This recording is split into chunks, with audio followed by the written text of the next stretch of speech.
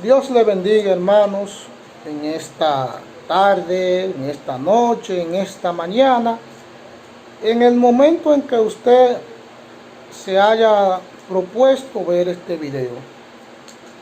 En este momento le traigo un estudio, el cual tendremos en el libro de Lucas, capítulo 22, versos de 39 a 46. Nos habla allí acerca de la oración de Jesús en Getsemaní.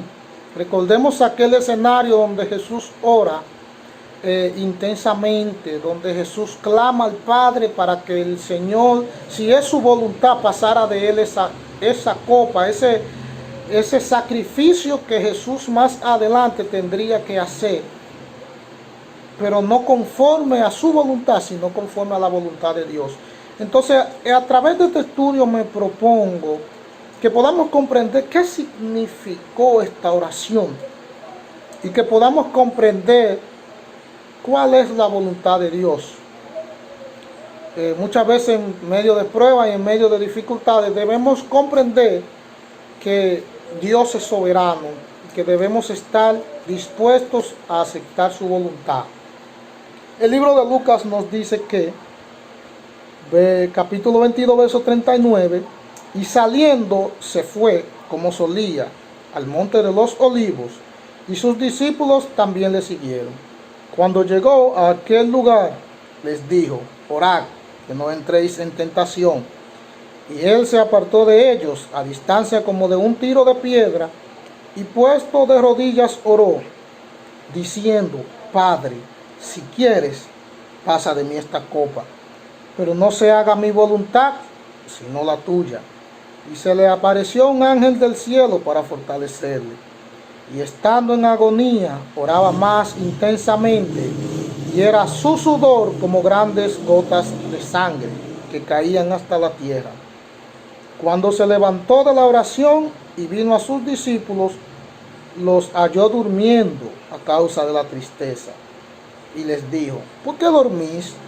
Levantaos y orad para que no entréis en tentación.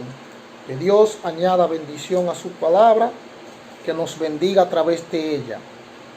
Fíjese, hermano, el huerto de Getsemaní, el monte de los olivos, nos dice que fue allí como solía. Y el libro de Juan, en el capítulo 18, verso 2, nos indica que Jesús acostumbraba ir allí a Getsemaní a orar, ir, como decimos hoy día, de retiro, para hablar con Dios, para estar en comunión con Dios, para tener un momento de oración con Dios, hablando al Padre. Y Juan capítulo 18, verso 2, dice que Judas, que era quien le entregaba, conocía aquel lugar, porque muchas veces Jesús se había reunido allí con sus discípulos. O sea que en primer lugar vemos como el monte de Getsemaní, Jesús acostumbraba ir allí. Pero el libro de Lucas nos dice que solamente fue allí con sus discípulos. Pero en el Evangelio de Marcos, capítulo 14, verso 33, nos dice que tomó, estando allí en Getsemaní, a 3 de sus discípulos, los cuales fueron Pedro, Jacobo y Juan, para retirarse más adentro del templo. Y fíjese, algo muy interesante, fue que estos 3 discípulos, lo que mencionamos, Pedro, Jacobo y Juan, fueron aquellos discípulos que también tuvieron presente en la transfiguración de Jesús. Cuando ellos vieron la gloria de Dios, cuando vieron a Jesús manifestado, dice que resplandecía y que sus vestidos se pusieron blancos. Y allí también fue donde apareció Moisés y Elías junto con Jesús. O sea que estos mismos 3 discípulos que vieron la gloria de Dios en aquel lugar, ahora son testigos de un Jesús que está quebrantado, testigos de un Jesús que está en agonía, testigos de un Jesús que siente un pesar dentro de sí, porque ellos no sabían lo que más adelante iba a acontecer, pero Jesús sí lo sabía. Entonces vemos cómo estos discípulos ven a Jesús allí, y Jesús va con ellos. Y algo muy importante, que solo Lucas nos cuenta que el Señor se apartó de ellos a una distancia de un tiro de piedra. Si podemos tomar una piedra, así como lo dice la palabra, un tiro de piedra, si podemos tomar una piedra y lanzarla, todo diríamos que va a depender también de la fuerza de la persona, pero sin mucho esfuerzo tomar una piedra y la lanzamos, podríamos tener más o menos una idea de la distancia que Jesús estuvo de los discípulos, mientras que Mateo y Marcos simplemente relatan que Jesús, orando, se postró en tierra. Ahora bien, este escenario de Jesús hablando con el Padre, muchas personas hacen paralelismo y comparan este escenario con Génesis capítulo 22, donde allí se nos narra cuando Abraham tiene que ofrecer en sacrificio a su hijo Isaac. Y la palabra dice que camino a Moriah, Abraham deja atrás a sus siervos con el asno y le dice que se quedaran allí, que esperaran allí, mientras el muchacho, refiriéndose a Isaac, y yo iremos hasta allí y adoraremos y volveremos. Ahora bien, ¿en qué hacemos este paralelismo? Mientras Abraham va con Isaac camino al monte, la pregunta, o más bien la inquietud que Isaac tenía en aquel momento, era acerca del cordero que iba a ser sacrificado, o el animal que se iba a tomar en sacrificio, porque mientras Isaac está observando a su padre, solamente van ellos dos. Entonces, Isaac, yo me imagino que estaría un poco inquieto, tratando de pensar dónde estaría el cordero que iba a ser sacrificado. Y allí vemos también en el libro que estamos leyendo de Lucas, una conversación entre padre e hijo. Tenemos una conversación entre Jesús y Dios, que sí sabía cuál era el cordero que debía ser sacrificado. Y más adelante narra su angustia, aunque Isaac no lo sabía, pero sí podemos hacer un paralelismo en el hecho de que no iba a ser sacrificado una carne de cordero, sino que una vida iba a ser sacrificada, tanto Isaac como Jesús, aunque al final vemos cómo hubieron dos desenlaces distintos. Ahora bien, cuando Jesús se aparta de ellos, Jesús va al Padre y le pide: Señor, si es posible, si quieres, pasa de mí esta copa, pero no se haga mi voluntad, sino la tuya. O sea, vemos a un Jesús que está preocupado. Vemos una parte humana de Jesús. Sabemos que Jesús era Dios y que en muchas partes de la Biblia vimos los milagros sobrenaturales de Jesús. Pero en este caso vemos una parte humana, una parte sensible, una parte que sabía lo que venía y que fue ante el Padre diciéndole: Señor, si es posible, si tú crees, si tú quieres, no permitas que esto pase. Si no pasa de mí esta copa, podemos en un momento imaginarnos que Jesús sintió verdaderamente temor. Así como muchas veces lo sentimos tú y yo, hermano, cuando en muchas situaciones de nuestra vida sabemos que la enfermedad, la situación económica o de salud que estemos viviendo es inminente, muchas veces vamos ante el Padre y le pedimos a Dios que, así como Jesús, si es posible, que pase de nosotros esta enfermedad, esta crisis, este momento de angustia y desesperación que muchas veces estamos viviendo. Y allí es donde vemos la parte humana de Jesús.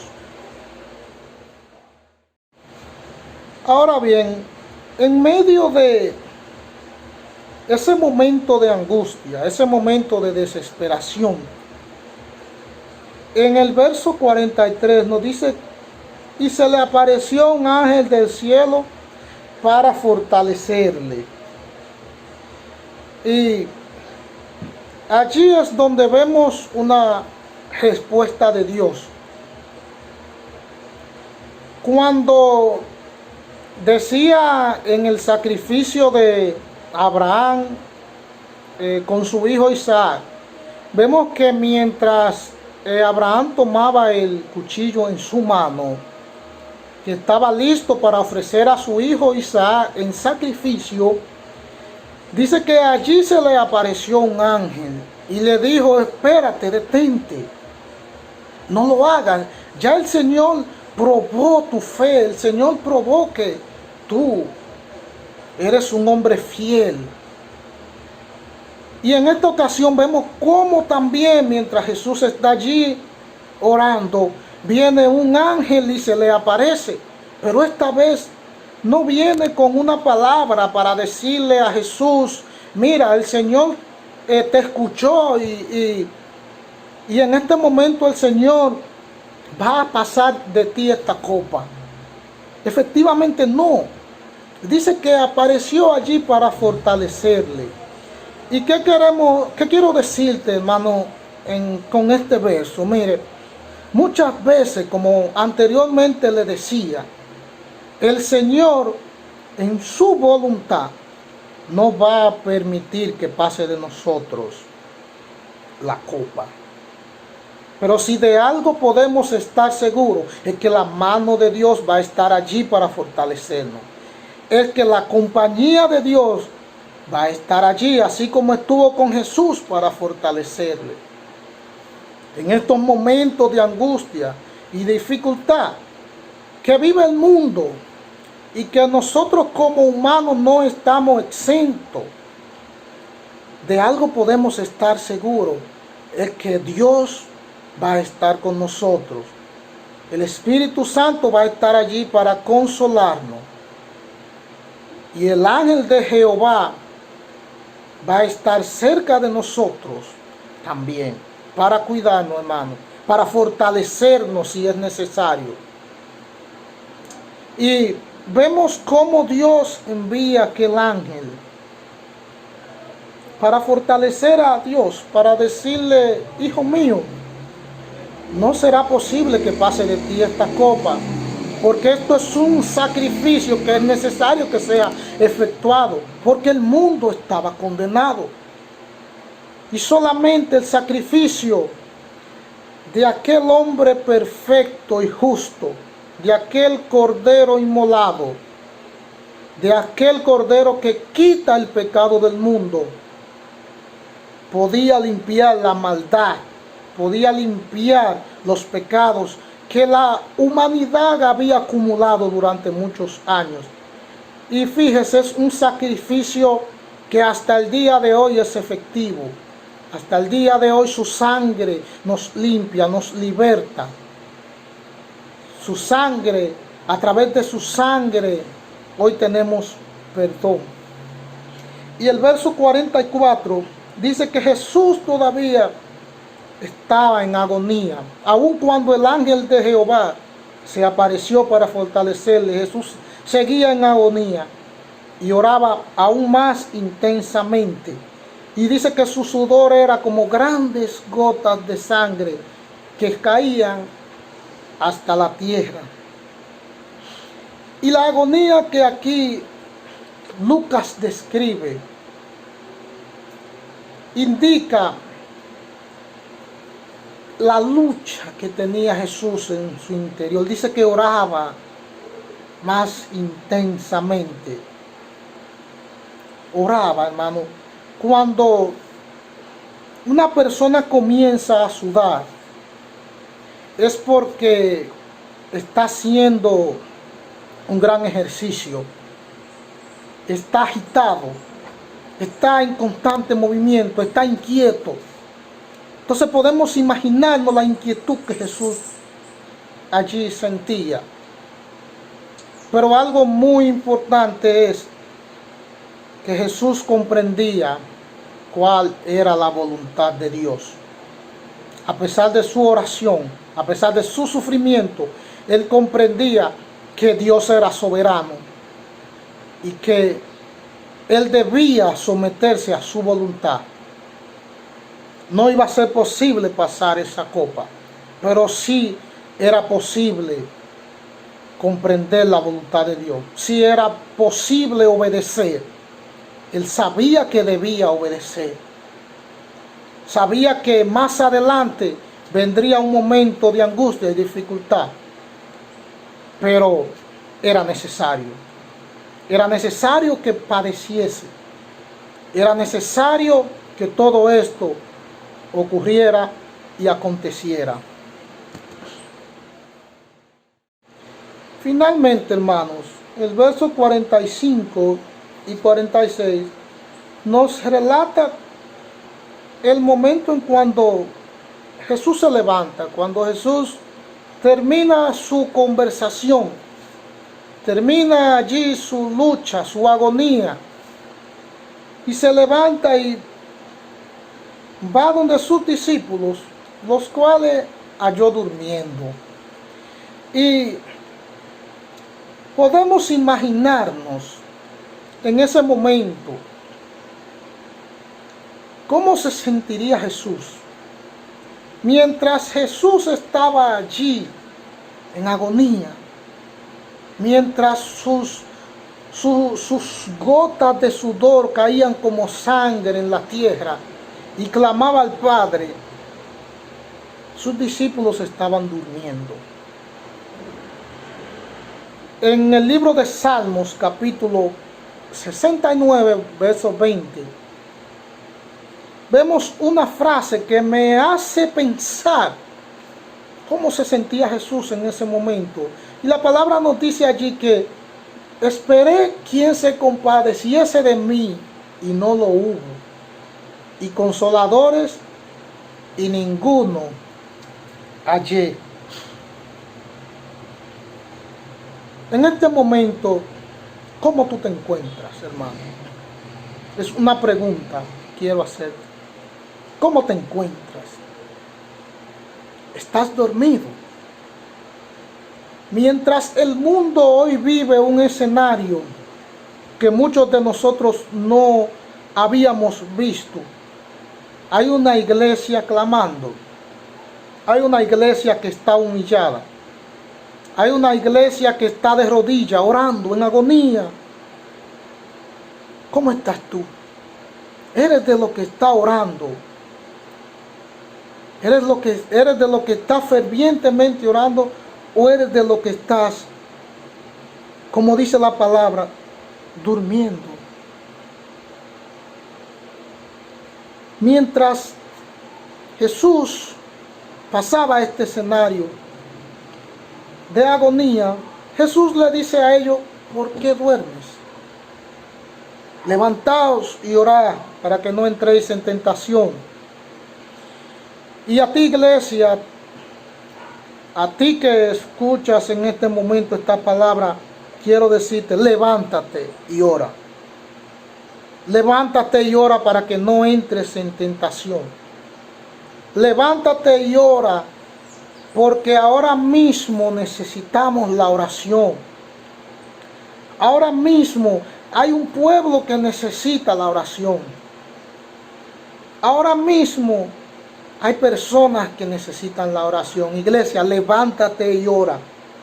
¿Por qué dormís? ¿Por qué te duermes? Iglesia. Ahora, hermanos, ¿qué podemos aprender de esto? ¿Qué podemos aprender de este corto estudio que en este momento usted puede escuchar? Número 1, que debemos reconocer la soberanía de Dios. Debemos reconocer la soberanía de Dios. Jesús sabía que Dios podía en cualquier momento decirle a Jesús: ya no es necesario, no lo hagas, no sigas. Pero ya Dios había marcado un plan y Jesús sabía cuál era ese plan. Sabía cómo era el desenlace final de esa historia. Mas en vez de abandonar, dijo: que se haga tu voluntad. Cúmplase tu voluntad, Señor. Y número 2, estar dispuesto a la lucha. Si la voluntad de Dios es que en este momento, hermano, aunque suene incómodo, es que seamos tocados por esta pandemia, es que aceptemos su voluntad. Si la voluntad de Dios es librarnos de ella, amén, que así sea su voluntad. Pero en este momento, hermano, te animo a que estemos dispuestos a aceptar la voluntad de Dios. Y que te levantes. Levántate.